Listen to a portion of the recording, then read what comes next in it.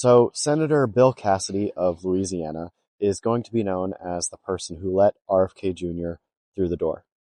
A sitting senator who spent 30 years as a medical doctor before serving in Congress voted yes for a guy who believes that HIV doesn't cause AIDS and has been an anti-vaxxer for the past 20 years, spreading misinformation that vaccines cause autism, and has no medical degree or nutrition degree for the head of Health and Human Services.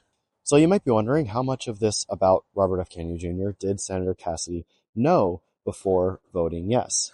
Well, I have a source that can confirm that he was told over the course of multiple phone calls all of this about Robert F. Kennedy Jr.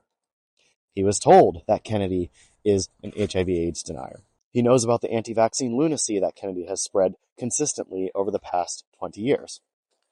And yet Cassidy still voted yes, saying that the administration talked to him and made promises such as Kennedy will meet with him regularly while he is head of the HHS.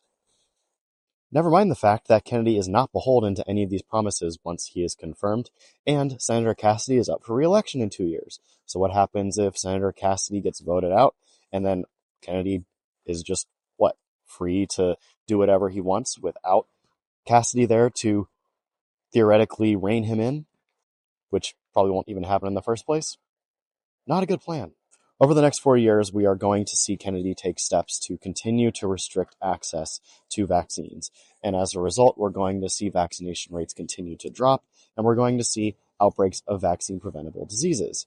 And we know that Kennedy is going to continue to promote things like raw milk and other unhealthy practices, all under the guise of science, even though he doesn't know anything about science, and science does not support any of these things. So what I hope people will do is that every time there are outbreaks of vaccine-preventable diseases and rollbacks in public health policies that help to keep us safe and keep our food supply safe, that we will call our senators, and especially call Senator Cassidy, and let them know that they could have stopped this.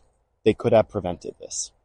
And all they had to do was say no to a wildly unqualified individual who has no medical or nutrition degree, and just vote for someone competent and has expertise in those fields. It's not hard. Why do we have to ask this of our legislators? Vote them out and vote someone in who will vote for people that are qualified to run our government institutions. In the meantime, the final vote to confirm Kennedy has not happened yet. So I encourage you to continue calling your senators using this app, 5 Calls. It will hook you up with DC office numbers for your representatives and your governor for all sorts of issues, not just the Kennedy vote.